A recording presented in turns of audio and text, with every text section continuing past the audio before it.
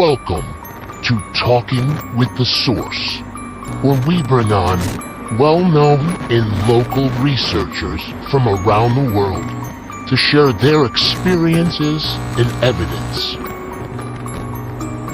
Who knows that the moon missions were fake?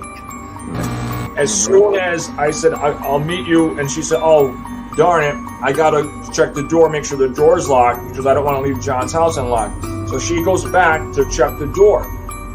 I go out to my vehicle, and I hear this god-awful scream. Well, there are 63 races of grays.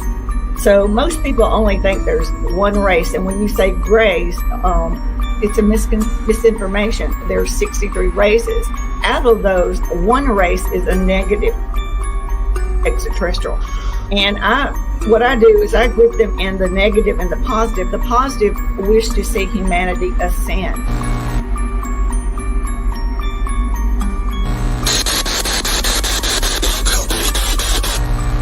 What is your name? My name is Anthony.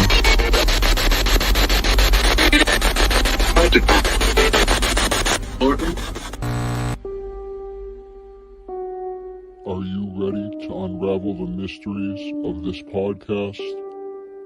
Join us only on Talking with the Source, live every Sunday at 3 p.m. Eastern Standard Time and on all podcast listening platforms.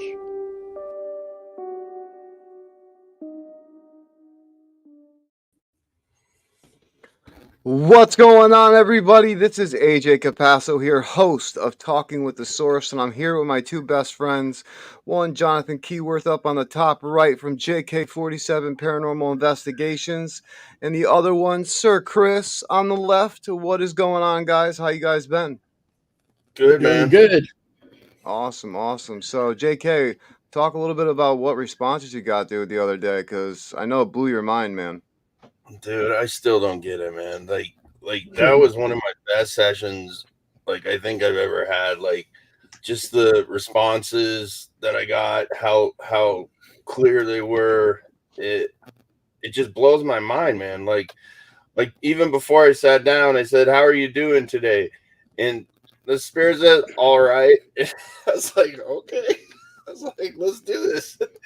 And it was crazy. Like, there was one that said he tried to kill me. Like, it was spaced out like that. Yeah. And it went through like 10 to 15 stations at that point, but it was all the same voice. Like, it got higher at the end. Like the voice started getting higher. So I don't know, man. It's just crazy stuff. Yeah, so it was good stuff. I definitely encourage anyone to go over to Targeting with the JK and check out his live sessions that he does every Tuesday. Some of the stuff that he gets is amazing, and then he puts his best responses out after the fact that you could see with captions and everything. So, Right. take a look, and basically, like I tell everyone, those captions are suggestions. Tell us what you hear if you don't hear the same thing, and we love to get people's reactions to it. But today we have an amazing show, guys. We have somebody that was on the show before, but now we're here to talk about him and what he does as a shaman.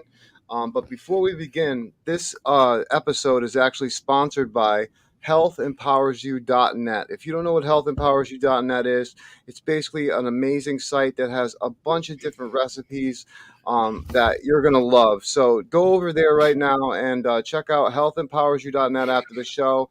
And if you type in the code AJ05, you can get 5% off on anything on the website. Soon there will be coffee coming, teas coming, all different types of stuff. So we just wanted to give a shout out to healthempowersyou.net real quick. But as I'm going to bring forward right now, the amazing Steve Wagner, I want to bring him forward. But first, before we do that, he's from a group that is called The Other's Side. So let me bring and show you guys this. Where are you? Are you afraid to cross over? That's not a human spirit. I still say he's got followers.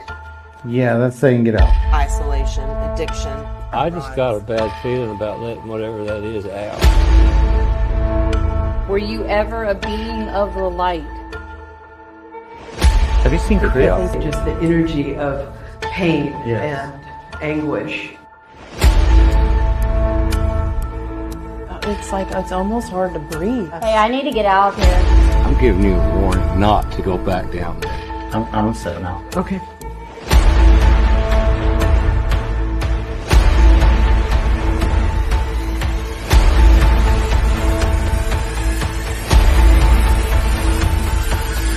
Felt like every door that you passed, there was something going to reach out and grab you. I'm scared. I say no. But we're here to get answers.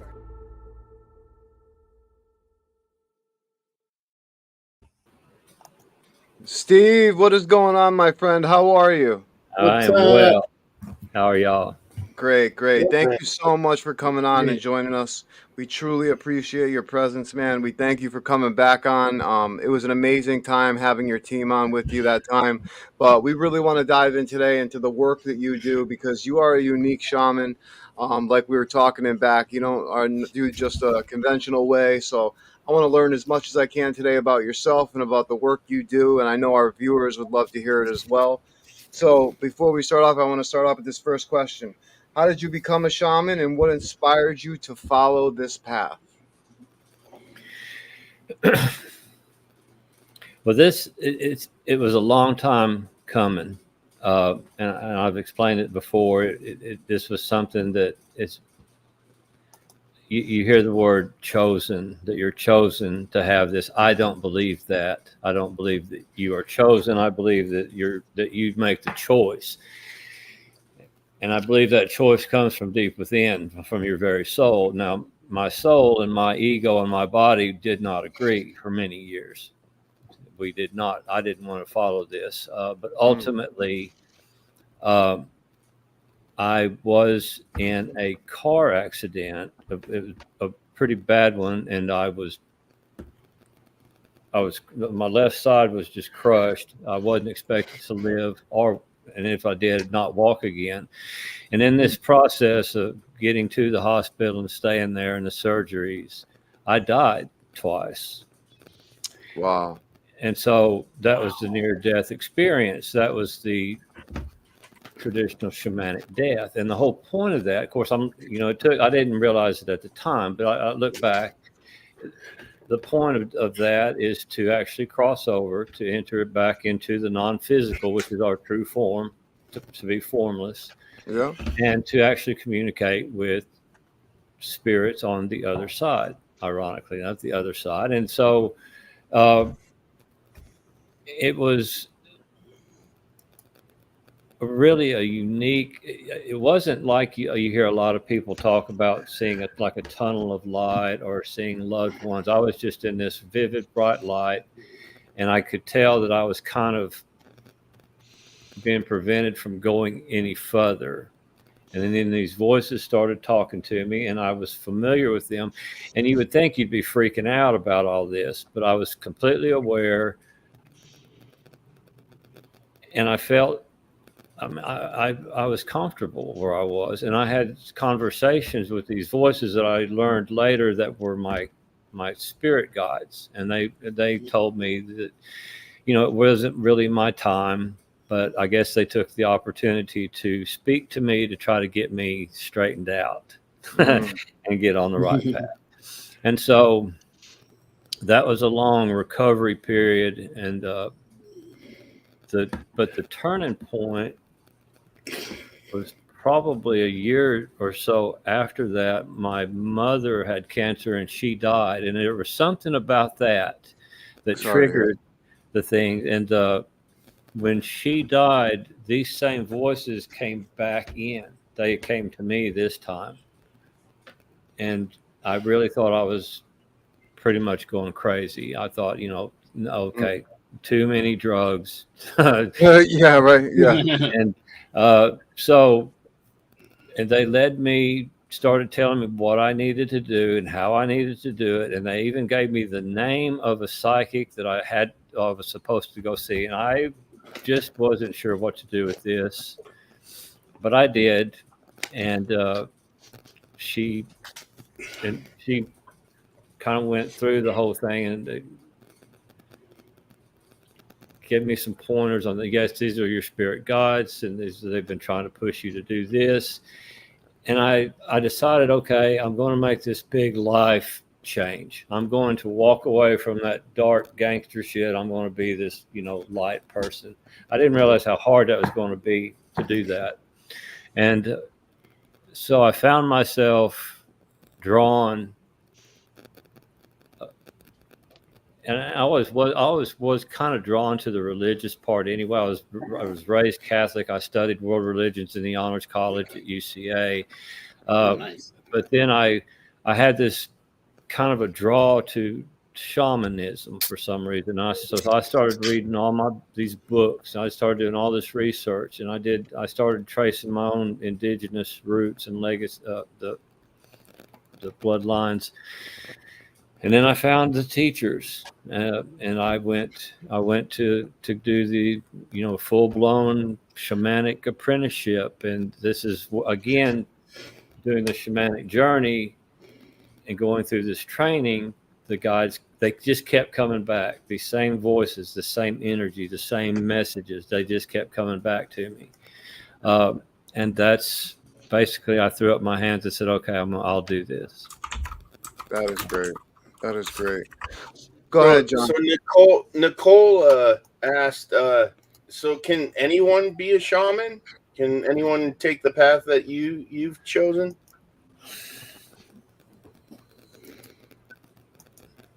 I mean, honestly, no. A lot of people want to be. It's just like we were talking before. A lot of people, they want to be a psychic. They want to be a medium. They want to be this and that. But if it's not coming from within you, it's just really not your thing. You can't you can't force yourself. That's a loaded question, because you can train yourself. Everybody is a psychic at some point. I mean, everybody is psychic. Psychic is from the Greek word that means soul. Everybody's got a soul. Everybody, therefore, is psychic to some degree. It's just that some people come in and they have more of that, Right. And I mean, I'm sorry. I can go out there and shoot 300 free throws, but I'm not going to be in the NBA. So yeah, I mean, right. And can anybody be a shaman? You can go through all the training and you can go through all the steps, but again, I think the thing is, are you willing to go through the steps? Are you willing to actually walk that walk of a shaman? Are you ready to do what it takes to be what you want to be? Most people, they figure they start hearing things that I've been through and what I've done, and they're like, "Oh fuck, no, I don't want to do that." yeah, right. And I understand. I didn't either. I mean, so, and if you're pulled to it, if that's your soul calling, it's like the universe is relentless. It won't stop until you at least give it a shot. Right. So I would have to say no. There's not just anybody can be. You can learn. You can be a shamanic practitioner. You can live the lifestyle. You can read and it helps you. Okay. But to actually be a shaman, to be able to do soul retrievals and to do the different healings, to communicate with spirit, sometimes that just takes it like a next level thing. And not everybody's willing to put that work in to reach that point. Yeah. Now I do and have taught people to do the shamanic journey, which is, to enter that altered state, to make that connection with spirit, with your power animals and things. And that's the first step.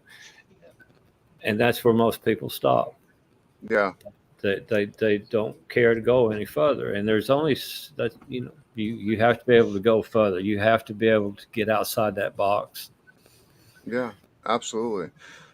Chris, I know you're probably going to ask exactly what Nicole is going to come up, but Nicole said, what exactly is a shaman? She goes, she's heard of it, but not sure exactly what it means.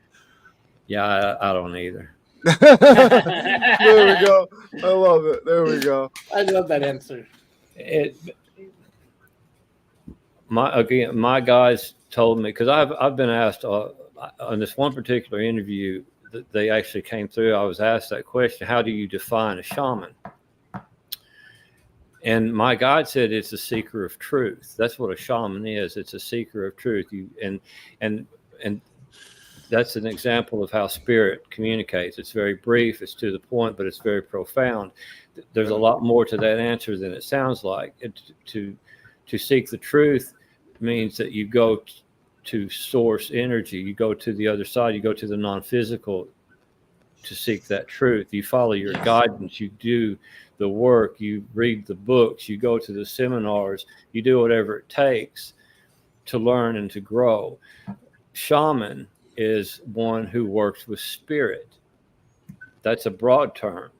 And it's like we were talking again earlier, what kind of spirits? Well, some work with power animals, and some work with angelic, some work with the higher beings, some work with the souls, the human souls. It's not a one size fits all thing. There's not one definition. One of the old definitions is one who walks both worlds, and that's actually pretty accurate too, because when you get into this shamanic practice and you start realizing that there is no distinction between physical and non-physical, supernatural or natural, it's all natural. Everything is energy. You kind of get a different perspective, and it kind of, I mean, you get a little weird because you don't see things the way other people see it. You don't see it's not black and white anymore. It's all gray. There's that blurring lines thing, but that's just how it is. So there's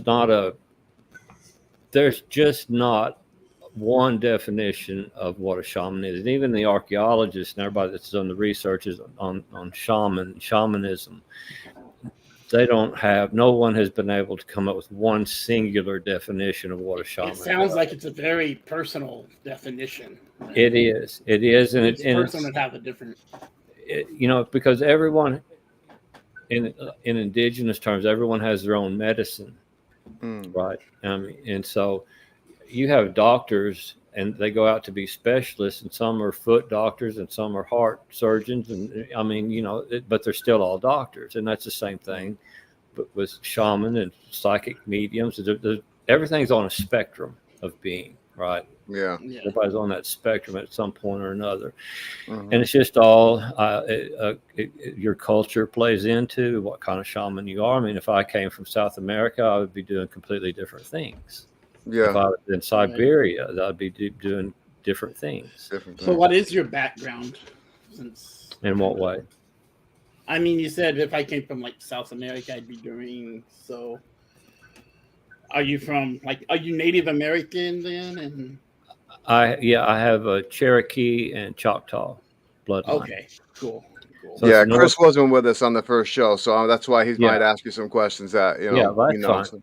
No, so it's North American Native. Now I do have just like a little bit of the South. I do have that. I found out Latin, and ties into the Mayans and things. Wow. Wow. So my background kind of. Yeah. And so that's pretty good. And you can see that my grandkids all have the profiles in the skin tone, and they look like little Aztecs. Well, they're not little anymore; they're all teenagers. But still, you can see that they look exotic. They're exotic. They're exotic. Yeah. Cool. That is awesome. I'm sorry if that was asked before, and I apologize. No, don't worry about it. I wanted to ask, what are some of the most common misconceptions about shamanism that you would say that people kind of misconstrue sometimes? You're all skinwalkers. Well, people, and it's not just shaman, quite honestly. I've seen it with psychics and anybody else. People have these high expectations. Sometimes they expect way too much. They think you're a miracle worker. And one of the big misconceptions, especially if they come to me, is I'm not doing the work for you. I'll show you how. I'll tell you how, and I'll help you get there. It's like when I was a personal trainer. People come to you and say, "I want to lose 30 pounds in the next 2 weeks so I can look good on the beach." It's like, well, you need to go to get liposuction then, because I can't help you. Nice. Yeah. Right. And so I guess one of the misconceptions is they're going to come get a healing, for example, and everything's going to be good. No, that's just a layer. That's just one layer on the onion, and you could come back to me every month, and we're going to find something that you need to work on, or something that needs fixed, or something that needs healed, because we're all fragmented, we're all dissociated, we're all just a walking personality disorder, and not just this lifetime. We're scattered all through all the different time zones and dimensions. I mean, So basically, you instruct, you guide. You're like a spirit guide guiding your patients. They have to put in the work in order for it to happen. They right? do. I can't do it for them. I mean, that's their walk. And I will do everything to help you get there. But if you don't listen and you don't do the work, you're not going to gain any benefit. Now, they'll get a healing and they'll get the tools, and I'll give them the tools. And this is what you need to do. But if you don't do it, then they're not going to gain anything. They're just not. No. And there is no magic wand. There is no magic button, but there is an opportunity to learn. There is this opportunity to get healing, and then to pick up. My big thing in the big shaman in general is to teach you to heal yourself. That's the thing. You don't come to me and say, with every little petty ass problem you got, because some of that's on you. You're going to have to do it. Yeah. So I think even though you hear all the buzzwords about shaman being compassionate and they make us like this, we're just big teddy bears. That's just not how it is. You got to get in their face sometime and tell them that's not my fucking problem. That's yours. That's your wall.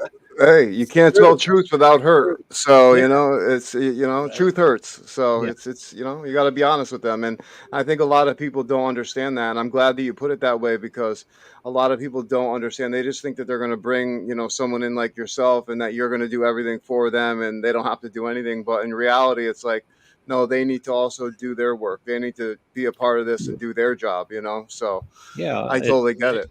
I mean, that's why we're here. That's what we're here to learn and grow and evolve as spiritual beings.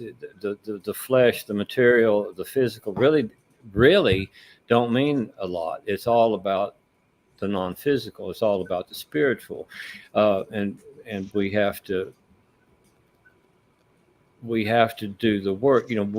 We are accountable for everything, and that's a big thing I've learned from the Kabbalistic side of things. We're accountable for everything. We create our own reality. We do. We all this talk about karma, and everybody thinks that's some kind of real mystical concept. Well, basically that's consequences for your actions. That's plain and simple. That's what your karma is. You do something stupid, you're going to have consequences. And most of us we always go through that stupid stage. And so we're going to make mistakes. We're going to have bad karma. But we do have, and we are divine. We are extensions of this universal energy, creator, God, source, whatever you want, chi, whatever you want to call that. And so we are experiencing. Everybody thinks that's what I haven't even quite got this all figured out, but we talk about free will, and I'm thinking, do we really even have free will? We had this energy that created us to experience what it was to be us. We didn't have anything to say about it. Yeah.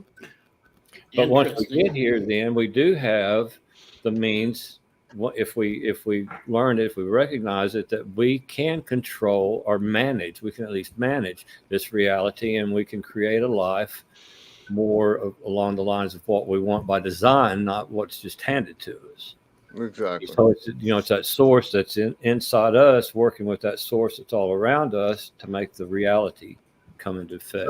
So I've heard that called our life path, our life contract. That before we came, we're put on a path, and that our guides, our spirit guides, are helping us, fulfill that path. That's why you hear those little voices. I wouldn't do this. I wouldn't do this. Right. Well, and that part now. And as far as the contract, I call bullshit on that, because we don't make a contract.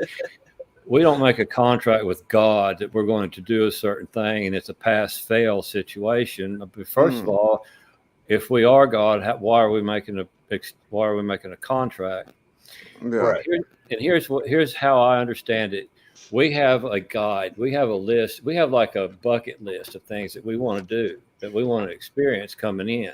But they're all contingent. They're all contingencies, because we know on the other side, we know once we get here, it's all going to change. It's all going to go to shit.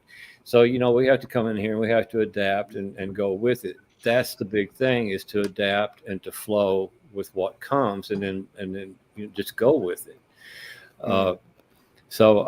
Murphy's Law. Yeah. Whatever can't go wrong will go wrong. It will. I mean, and we come here because of those challenges, and because everything is so difficult, not in spite of it. We actually think, that's going to help us grow. It's going to help us learn. I don't understand it. I mean, we're sitting here thinking, man, what were we thinking? Yeah, exactly. Like, why would I choose to come here and suffer the way that we're suffering? You know what I mean? Like, that's what I think to myself sometimes. And I've had a near-death experience that, like, we've talked about, Steve. And it's like I always said to myself, like, if I made this choice to come down here, I was thinking to myself, like, why would I want to come down to experience negativity? I don't understand this, because if I could choose again, maybe I wouldn't, But I get it, though. It's a learning process, and it's a growing thing for our spirit. So I totally understand that aspect of it, Yeah, because, when you are on the other side, when you are in the non-physical, you don't lack for anything. No. So we come here for contrast. We come here for the negative. We come here for the hurt and for the pain and the disappointment. And, what better place to do that than here with other people? Yeah. Because it's like going to a buffet. If you don't try out certain things, you're never going to know what you like, and certain things you're not going to like. And so that contrast helps us decide, what it is we like, and certain things we may want to explore later on, maybe in another life, or who knows if we have other lives, so. It's like that old saying, it's not the destination, it's the journey. And that applies to a lot of different things. It doesn't matter where we end up. It matters what we learn along the way, you see. Yep. And even though we're seeking something and we're looking down the road, we think that's what we want. Our linear thinking is we have a plan, we have a goal, and this is what we're going to accomplish. Our soul's like, we might find it along the way. We might find it before we get there. Or you'll trip over it because you're too busy looking at the horizon and what's right in front of you. So you got to live in the present moment. You got to take it day by day. The 4 agreements are really a good book, right? You be impeccable with your word. You don't make assumptions, and you do your best. Always do your best, right? And then now I can't even remember the 4th one. You got 3 of them, Elder. I got 3 out of 4. Hey, that's all right. Passing. Okay. That's passing right there. That's passing. I wanted to ask you, as a shaman, and the way that you do it, how do you connect with the spiritual world, and what practices or rituals do you use when you're doing your work? Nice. I started out with the shamanic journey, which is a altered state of consciousness, and we accomplished that with drumming, rattling, and it's really helpful to be in a group dynamic when we do it. And that's when the science behind that is you reach the alpha state of brain frequency, like pre-sleep, where the imagery and everything can actually come through, and you kind of step around your critical mind. And so the shamanic journey is where I started. But when you start, the more connection you make, and especially with your spirit guides, because they will tend to just kind of come in whether you're trying to tune in or not sometimes. But you kind of, you get to the point, it's all about the law of attraction. Really, it's whatever you're vibing out. So as you're learning and you're growing, you tend to kind of hit or vibe with some of the higher evolutions. But the journey is where it all begins, and it's what I always tell everybody, that it's good. That's a good starting point. But you really want to get to, you don't always have time to say, okay, I'm going to take 15 minutes here, I'm going to drum, and I'm going to journey. Sometimes you need an answer now, and you want that intuition to kick in. You want that inner knowing to be there, and that's what you're trying to get, and that's what comes as you grow, as you practice. It's all about practice. It's all about being consistent and being diligent. Now, I don't really do the journey anymore. I usually just put it out there and say, this is what I need to find out. This is what I need to know. I'm asking for guidance. And sometimes the answer comes right back to me. Sometimes it takes a while. Yeah. Or something's got to work through. In a healing, it's a different kind of connection because I merge with the person's energy. So I'm checking in on their chakras and their very soul, really, to see what their chakras are telling me, what their biofield is telling me. And then there's different levels of spirit that will come in. And when you first learn the shamanic journey, it's all power animals, right? And animal spirits, and then all of a sudden, well, there might be an angelic, or your guides are there, and then it might be a higher level angelic, and then it might be an archangel, and then you get all these other beings sometimes that will come in there, and you don't even know what they are exactly, but they come in. But but as you reach a higher level of consciousness and being, as you continue to do the work, because only matching vibrations can share space. So if you start elevating yourself, the higher evolutions will start trying to match you, you see, and they'll work with you. Which is amazing you just said, because John, what we do with the binaural beats, and we work with frequency and we get into altered states of consciousness, you have seen a massive growth in what he just said, where you're starting to reach, the same vibrational frequency as these, entities of what you're dealing with, and you're getting these amazing responses. So that was amazing that you mentioned that, Steve. That brought up such things that we were talking about earlier, me and him. That was great. Yeah, what you seek is seeking you. Yeah. Right? And that goes back to the point, you got to do the work. You got to do the work. The universe, what's the old saying? The universe moves when you do. Yeah. Right?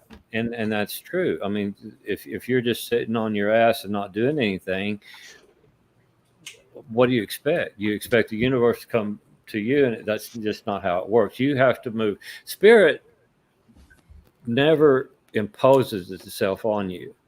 Okay. Mm-hmm. Good, bad, or indifferent. You ask, then you spark something, then you stir up the energies. You see.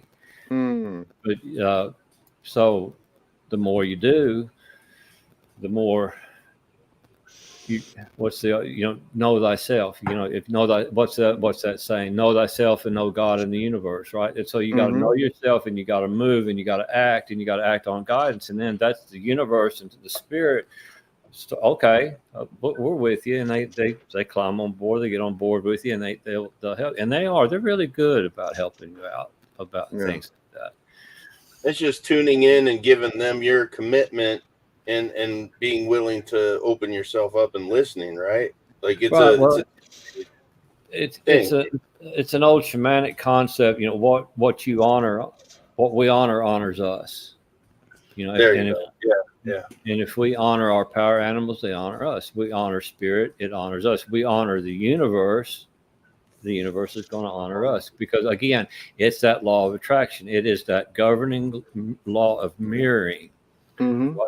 Okay, whatever we're vibing out, the universe reflects back to us, and that becomes our reality. So that's how we are creators. And of course, that sounds real simple. Everybody knows it's a lot harder than that, but a lot harder, yeah. But at least if people would get that concept now, they would understand. Like, wait a minute, this situation really sucks. Okay, I need to readjust. I need to recalibrate. What is it I need to do differently to change this around. Yeah. That's why I tell people have childlike faith, because it's like a child will have the imagination of what we need to have as we're adults, you know what I mean? And that really is something that we should really have, is that childlike faith. But Chris, go ahead, my friend. No, I was just agreeing with you. Yeah. Yeah, I mean, kids, it's not imaginary, it's fact.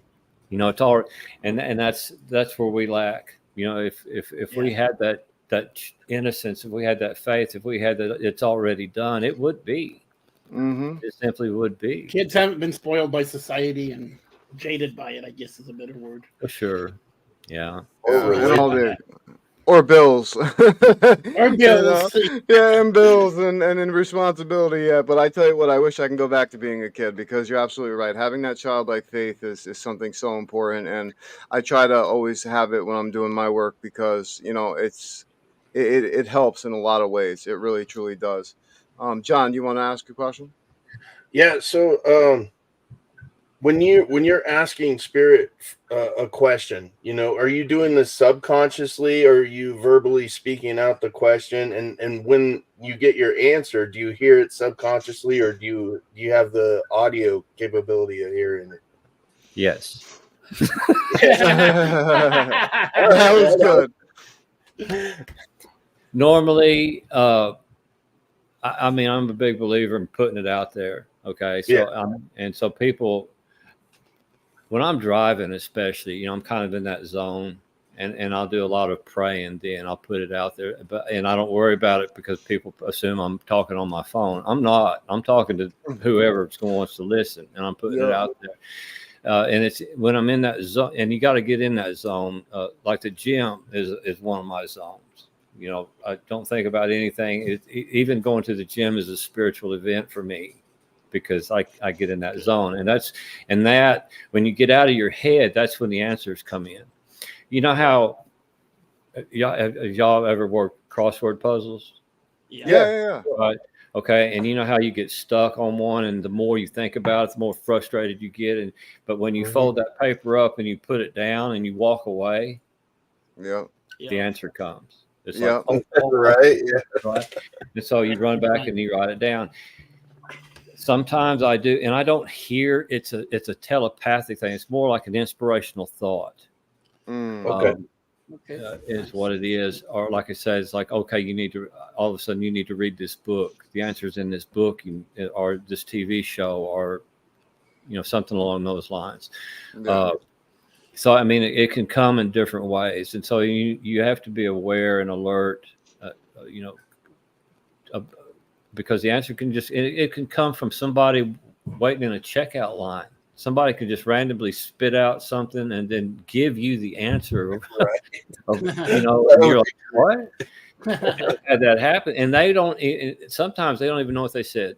They're not even aware. And that's kind of spooky. But hey.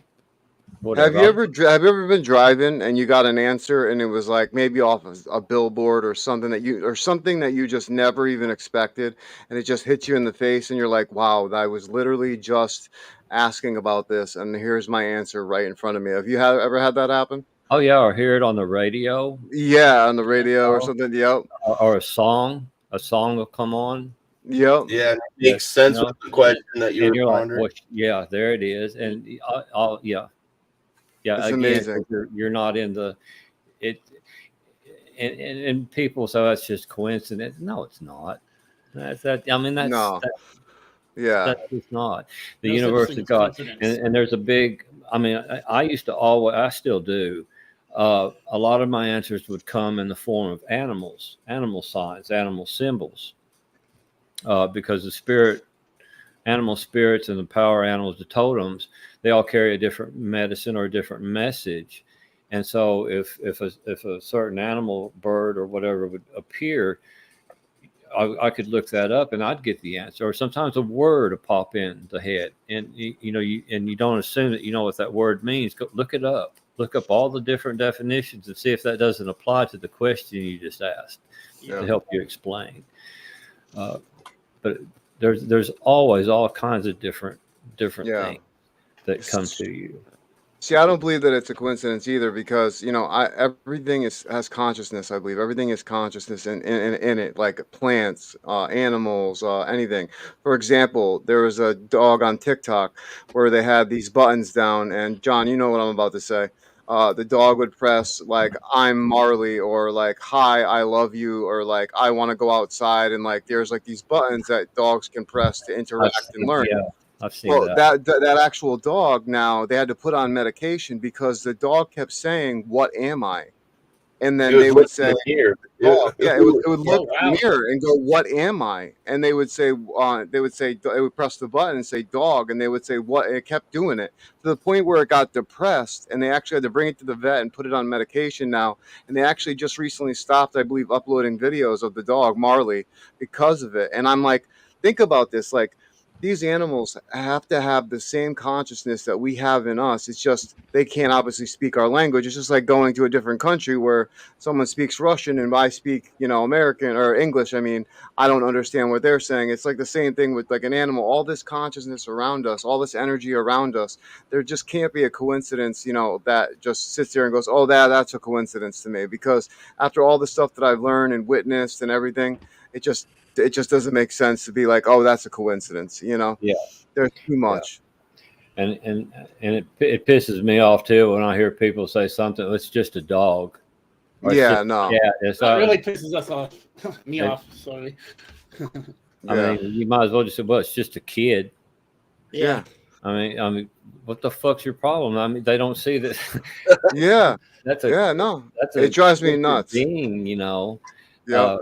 So yeah, I agree. And I mean, even stones, crystals, Yeah. inanimate objects, it's still, Yes. there's a consciousness. Everything is, and that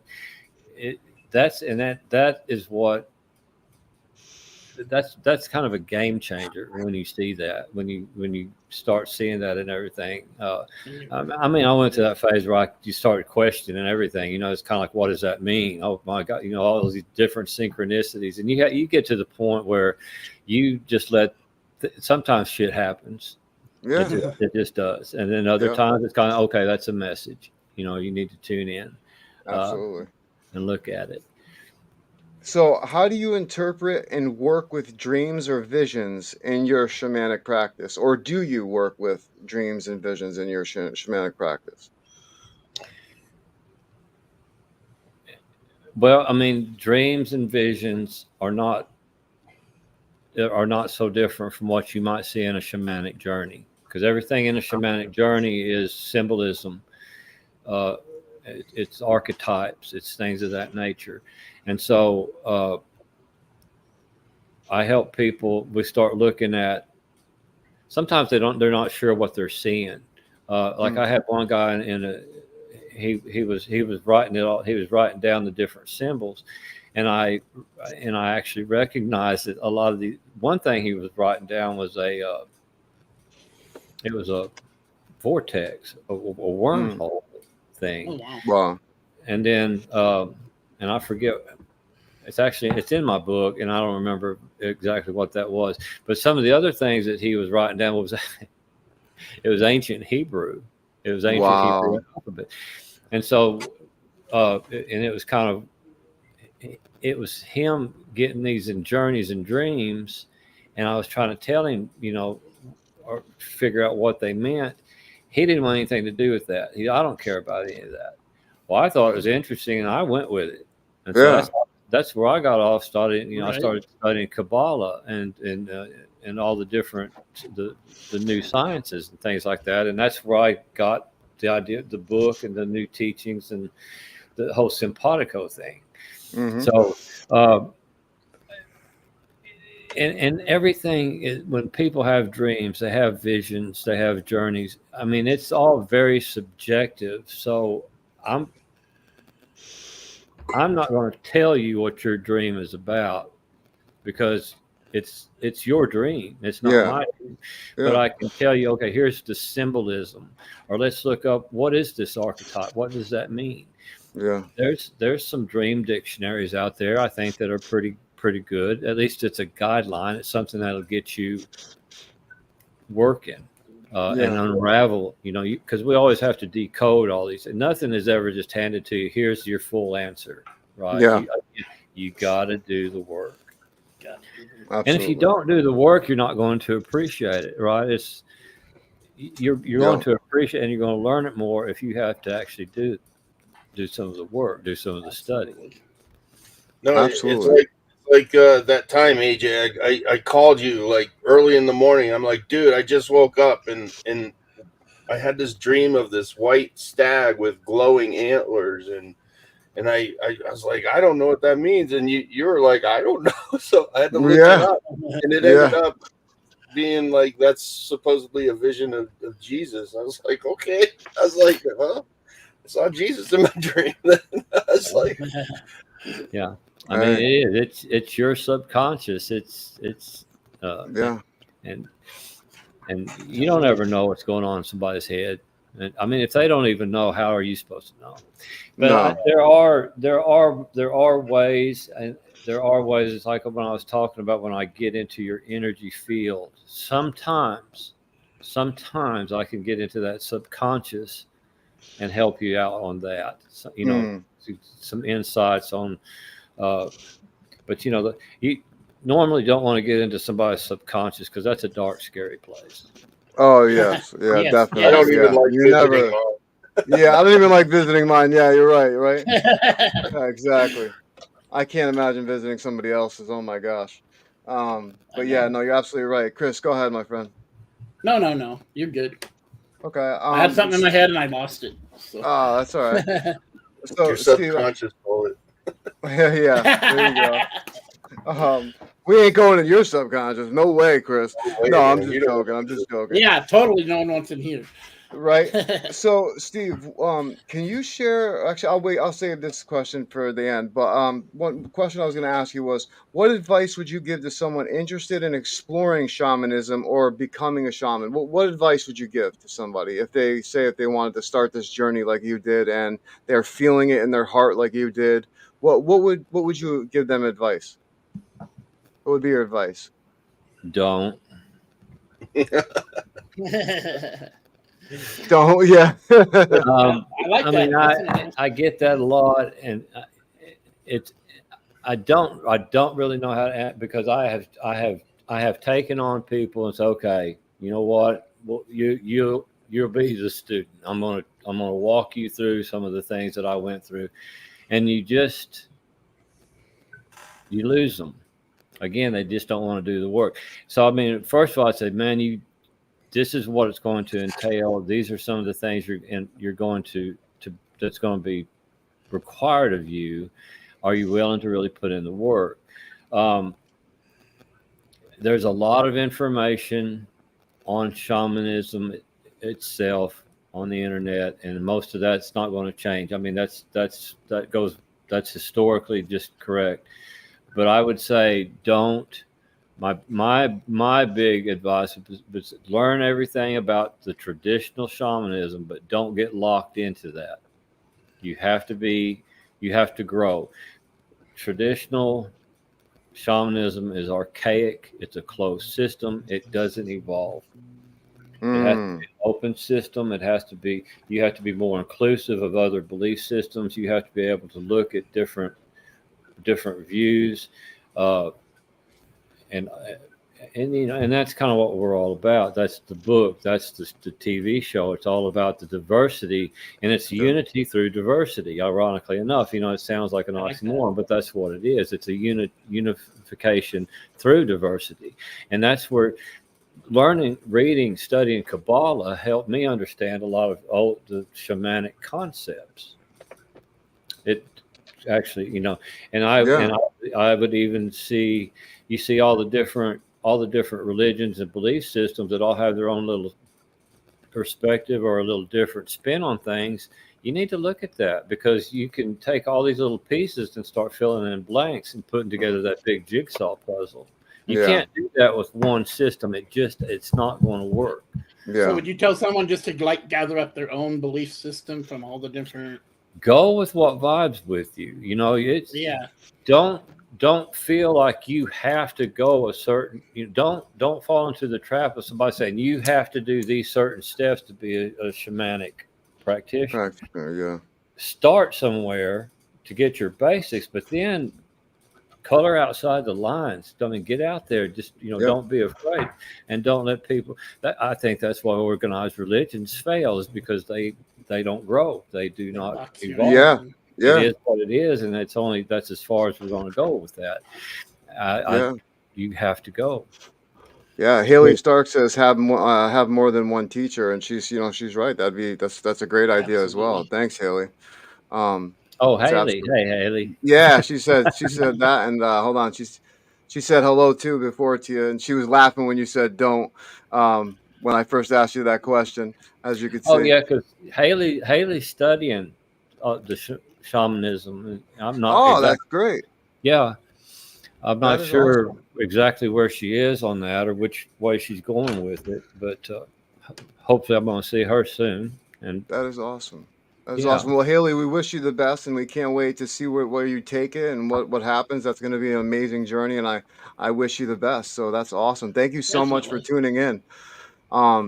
Steve, I wanted to ask you this question so badly. From your time growing up, can you share a story or a legend from your tradition that holds a special meaning to you?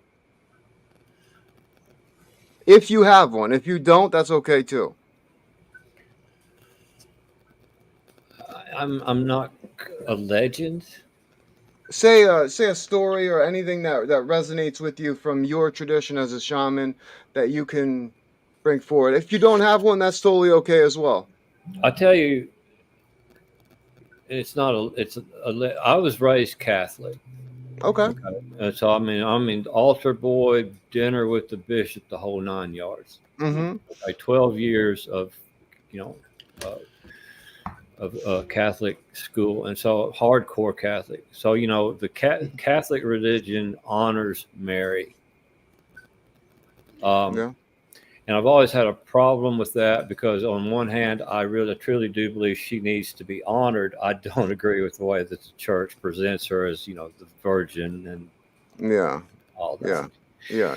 And I've always had a connection halfway through I didn't get to read all that from her. Oh, sorry. She said halfway through my classes, and she says, and thank you. See you soon, Steve. Okay. Yes. That's my girl. I love her. So I've always had,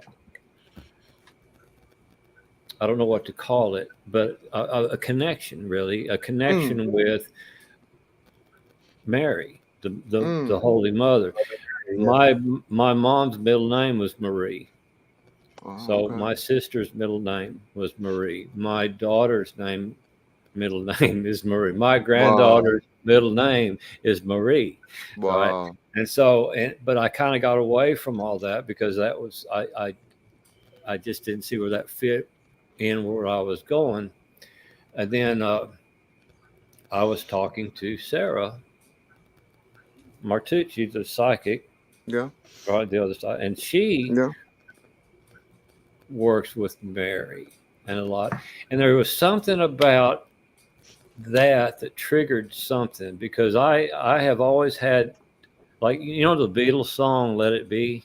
Yep. Right, Mother Mary. Yeah. And that song always made me misty, and I couldn't figure out. Well, I was like, "What the fuck? This is a good song." And then there was another, it was Eric Clapton and Tears. Luciano. Oh Jesus! What the tenor, the famous tenor, the big Pavarotti. Pablo. There you go. Yeah. And he would sing these Holy Mother, and it would just, I was kind of like, damn, these songs are killing me. And so, but there's something then when I talked to Sarah, it's like, okay, whatever she said broke something loose, and so now I'm looking at bringing Mother Mary into the work that I do. I'm not sure how. I'm not sure. That is amazing. But after 60 years. I guess it's about time. You can just see all these people on the other side. It's about goddamn time he got this. Right. I know that feeling. Trust me. Oh my gosh, our guides just look at us and just shake their head like, "Oh my gosh, it's like a squirrel running across the road. Like, what is he doing?" So I totally feel you on that. I know my guides probably have a headache every day when they watch my life. So, Oh yeah. But I'm pretty. No, that's great. Yours going great when you wake up. Yeah. I'm pretty sure I've been through 2 or 3 guardian angels already. Yeah, exactly. It's kind of like, oh no, y'all don't pay me enough for this guy, huh? Yeah, exactly. They resigned very quickly in my life, I feel. But go ahead. Yeah, right. But John, go ahead, my friend. No, man, this has been a great show. Steve, I can't thank you enough for coming back on, man. You've done awesome, and I'm so happy on your journey. Did you want to shout out your book real quick, and maybe some people would be interested in getting it? Hang on just a minute. Let me show it to you. Yeah, definitely. Yeah, absolutely. Yeah, thank you everyone for tuning in and watching and checking out. Thank you, Haley. Thank you, Nicole. Thank you, Sun Dragon. He said my angel ran away. Yeah, I feel you on that, Nicole. I feel you on that. Mine just shake their head every day. They're just like, this. Okay, this is it. Simpatico. Simpatico. I don't know. Where's the camera at? There it is. There we go. Simpatico. I like it. Which, simpatico means in agreement. It means in harmony with, on the same wavelength. And that's the whole thing. And the subtitle is Reconciling the Disparity of Spirituality, Ancient Wisdom, and Modern Science. Can they buy that on your website there? Integrated. It's on Amazon. It's on Amazon. Okay. Yeah, that's the easiest way to do it. So you go to integratedShaman.com, and there's a link, and you can read. And actually, you can go to my author page too. There's a link on. There's different links. Big on me. Yeah, Chris just put it right in the comments for you, so everyone, you can click that and check out his book right on Amazon. Yeah. So it's there's a lot. It's 400 and something pages, I think. I originally wrote 2. I wrote this book and I wrote a supplement, and I decided I'd trim down the book and I combined the 2. So it's actually 2 books. It's 2 books in one. The last part is it's got the 72 names of God from Kabbalah, which I put my spin on what those the names mean. So it does tie into the book, and I have definitions of the higher evolution for those that are interested, like the angelic and all that. And a lot of that I got from the different sources, but the Keys of Enoch was a. Hey, Kimber. Hey, Kimber. Thank you so much. We really appreciate the compliment. And huge hug, Steve, she says. Huge. Yeah, I guess I should have been watching the banner or the. Oh, no, you're all right. We put them up for you, so don't worry about it. But go on with what you were saying. Yeah, you were going about the 72 or the 72 names of God. Yeah, and that's at the core of Kabbalah. And I know that's not everybody's cup of tea, but shamanism and Kabbalah are probably the 2 oldest belief systems on the planet. So I just felt like they went well together, and especially when they explain one another. The third oldest is probably what? Witchcraft? Yeah. Or whatever. Yeah. And it makes me wonder why we don't look back at these older religions, and why, we only look at the certain religions we look at now, like the major ones like Christianity, Islam, all that kind of stuff, and why we don't look at stuff that, Nicole, we'll get Steve to come on your show as well. Nicole, Nicole. Yeah, she's awesome. You guys will have such a great conversation. But it's amazing what I was going to say about how these older religions, like people don't think about the knowledge that also comes with those, older type, I guess you would call them religions or whatever you want to call them. I just like, say, for example, Sumerian tablets and Sumerian texts and certain things like that. Like, we don't even look back at those things that we have written on stone, and it's like, why don't we look at those things anymore? How come we kind of shove them to the side, and now the mainstream has came forward? And I love how you're integrating older stuff with newer stuff and evolving the shamanism into your own way and making it evolved into this amazing, amazing spirituality experience. I really do love it. Amazing. Well, thank you. Yeah, and I think it's long overdue. And some of the ancient texts, I mean, the Emerald Tablets of Thoth, hardly anybody even talks about that anymore. And some say it's not, that they're not even real. Yeah. And I don't even care. I mean, there's a lot of truth there. There's all kinds of stuff in there. And I mean, Thoth is explaining concepts that are in relativistic theory and quantum physics. Yep. 3,000 years ago. I don't care who you are. That's pretty cool, and you need to be looking at that. That's real. Yeah. Exactly. Right? Or like the Sumerian tablets, the Emerald tablets. They all have the story that's in the Bible. Like a lot of the stories. Yeah. That's what I was just going to say.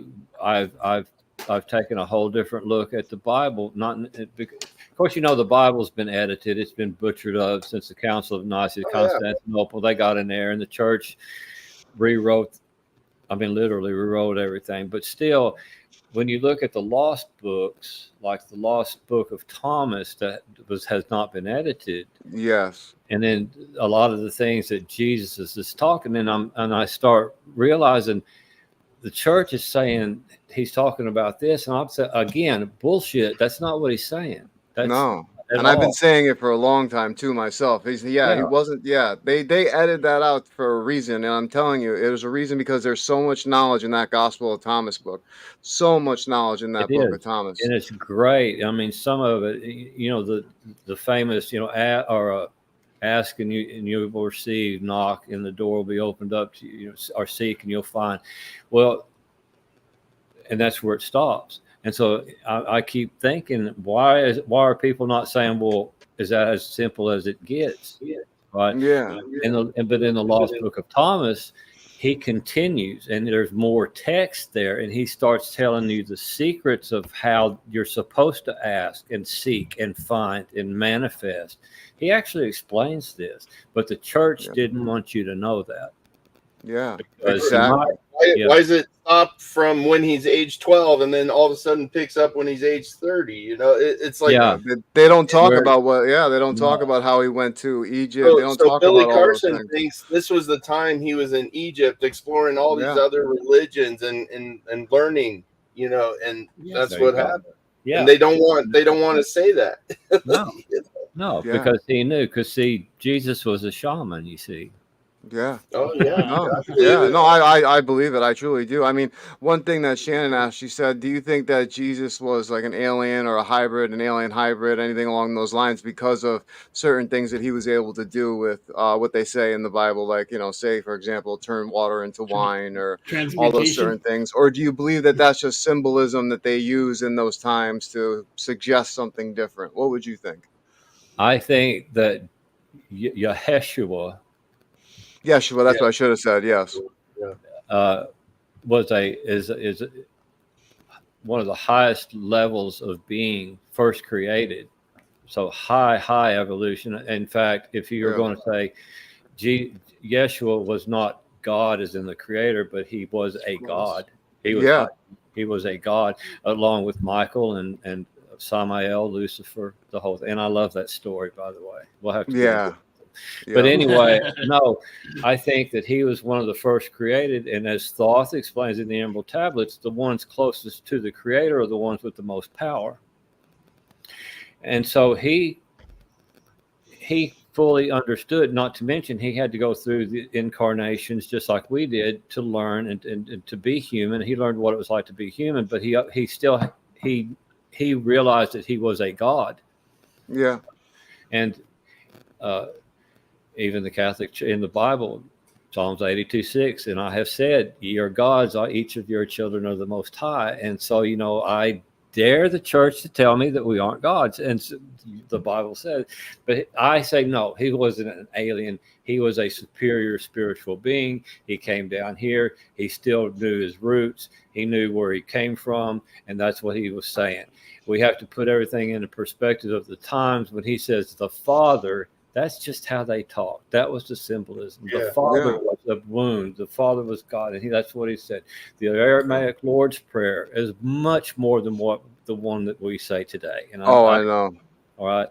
Well, even before all this, there's the Anunnaki. That was way before them too. You know. And there, all these previous civilizations and stuff, because they were masters long before Jesus. And I think we've had a series of masters that they keep coming every couple thousand of years, hoping that we're going to, pull our head out of our ass. Wake up. Yeah, exactly. And it just don't seem to happen. And even so, I think we have, I think Einstein may have been a higher level. I do too. Definitely. His message, Moses, and according to Kabbalah, Moses was a master. Mm-hmm. Yeah. See, and the ranks of same, and the thing is, they figured this out. They figured out how to use the source within, reaching out to the source without, to do these miraculous things. But if we could ever reach that level, it's not going to be miraculous. It's going to be enlightening and natural. Yeah. Nikola Tesla. Like Nikola Tesla. Yeah, Tesla is great. I mean, some of these scientists, it just makes you wonder if they were human souls, really. No, it does. I mean, it's like Tesla and stuff like that. He was so intelligent. I mean, especially he was so ahead of his time, just like Jesus was ahead of his time, just like, say, Muhammad was ahead of his time, peace be upon him. I mean, all those things. I mean, it's absolutely amazing that, like you said, every single time, every 1,000 years we have like one of these teachers or one of these, spiritual beings that come down to try and wake us up and show us a new way of thinking. And what do you think? Do you think now that with the way that spirituality is evolving now, do you think that maybe we as a consciousness as a whole, as the earth, is actually finally growing and going to the fifth dimension, as some people would say? Or do you think that spirituality is evolving now to the point where maybe we may get it? Well, I mean, we're definitely doing better. We're still chipping away, right? Yeah. We're just still chipping at the tip of the iceberg. Because about the time everybody really gets their hopes up, humanity does some stupid shit again, and so we always fall back into that trap. But but I do think it does seem that more and more people are opening up to alternate beliefs. They're not organized religion is a comfortable thing for a lot of people, but it's disappointed even more people. It's let them down, and in fact, it may have even damaged them. Yeah. So they need something else, and that's where I hope we can step in, because it's like anything else. People take advantage of that. They see vulnerable people, and all they see is dollar signs or attention, and they don't tell you the truth, and they don't know the truth. They don't really even care if it's the truth. Yeah, exactly. And I think I've put in enough time and enough experience that I can at least start explaining some things, because it's one of my goals is to debunk some of the spiritual misconceptions that are out there, and to help explain that some of them, Jesus had a mate with Mary. I think Mary Magdalene was Jesus' squeeze. That was his main. From what it says in the lost books, I mean, it does say in the Dead Sea Scrolls too, that they were a thing, and I do believe that. I honestly do. I mean, but all the texts that are not in the Bible, it makes you wonder why they took them out. But also when you read them, then you know why, and you're like, okay, this makes a lot of sense, Right. But I tell you what, thank you so much, Steve, for coming on. I want you to please share one of the things, if you'd like, from either your book, or you could share with everyone about your guys' show and all that before you leave. We hope that we're going to have future episodes, of course, for the other side, but that will be coming from Chris and the Creep Street and all that whenever that comes into effect. The book, I think y'all enjoy it. Look at it on Amazon. Just put in my name and Simpatico on Amazon, and you'll get that. Yep, we put it in the comments too, so guys, everyone could check it out. And we are going to launch our podcast here, hopefully within the next 2 or 3 weeks, and it's also called Simpatico Blurring the Lines. That's a good title, man. I like that. I love it. That's awesome. And that's what we want to do, is we want to blur all the lines. It goes hand in hand with the TV show and the book, to blur the lines of our divisive thinking, to stop looking at everything that's black and white, to look at all the different diversity. And so we're, and of course I'll talk about concepts in my book, but we have Sarah Martucci, we have Amber Vance, we have Rebecca Wilkinson. So there's 4 of us on the show. So we're going to all have different perspectives. You'll have some perspectives from, the old guy, the shaman, and then, the wise one. The wise one, that's it. Yep. Jedi master. Yep. And then we have the folklorist, the storyteller, Amber, the psychic medium, Sarah, and the mystic Christian, Rebecca, who is also learning the shamanic things. She's my right hand, and she's going to learn a lot of the stuff. She's been the only one that has actually been able to stick with that path. Wow. So far. So Nice. Well, that's going to be awesome to see. So that's a hard work. It's going to be. I think it's going to be good, and it doesn't matter. I mean, we're going to take suggestions. You want to talk about, because Sarah's a Bigfoot fanatic. She loves Bigfoot, so we're going to talk about Bigfoot. We're going to talk about cryptids. I had to actually look that up because I didn't know what that was. This is gonna be a good show then, because I know you're gonna go off on it, because you're gonna do a lot of looking into it, and I can tell right now, Steve, you're gonna go nuts into it. I'm gonna love every minute of it. It's gonna be great. I think we're gonna have fun doing it. Yeah, that is awesome. That is awesome. Well, Steve, please stay in the background so I could talk to you at the end real quick, if you don't mind. Sure. But thank you so much for coming on. And once again, I want to show everybody the little put together promo. Yeah.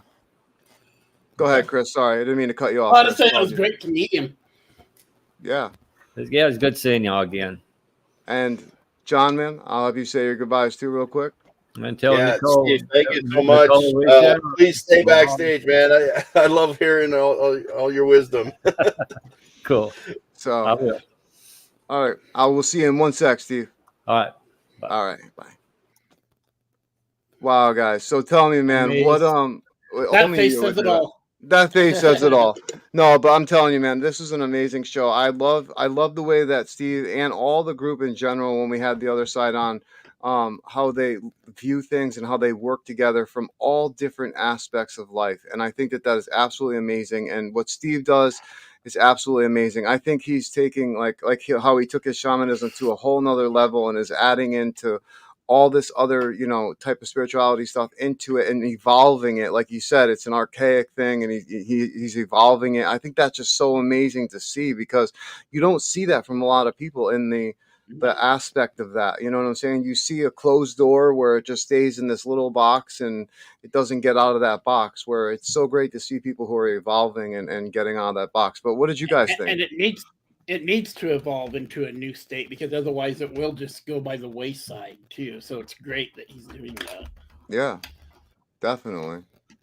No, it's awesome. I think he's very wise, and it just confirms everything that Billy Carson's saying. So I'm getting more and more answers, like the questions that I'm asking in my head, and then you get these amazing guests that are answering these questions. They're like, you're not supposed to meet somebody, like you're asking these questions in your head, like he was talking about, and here's your answer. Yeah, right? Absolutely. Well, everyone, listen, thank you so much for tuning in. Everyone, Shannon, Nicole, Haley, just every single person that tuned in. Thank you so much. We truly appreciate it. This was an amazing show. Make sure to check out Talking with the Source on your favorite podcast listening platform. We are on every single one that you can imagine. And we stream on 8 locations live every Sunday at 3 p.m. Eastern Standard Time, as well as on Facebook at Parapost Network Central. But before we go, I just want to play the promo for Steve's team, The Other Side, that's on Prime, Amazon Prime, and also Paraflix. So here's one more time. Here's their promo. Thank you guys so much for tuning in. Guys. This has been another episode of Talking with the Source. Spirit fingers. Always. Where are you? Are you afraid to cross over? That's not a human spirit. I still say he's got followers. Yeah, that's saying get out. Isolation, addiction. I just got a bad feeling about letting whatever that is out. Were you ever a being of the light? Have you seen Chris? Just the energy of pain and anguish. It's like it's almost hard to breathe. Hey, I need to get out of here. I'm giving you a warning not to go back down there. I'm setting out. Okay.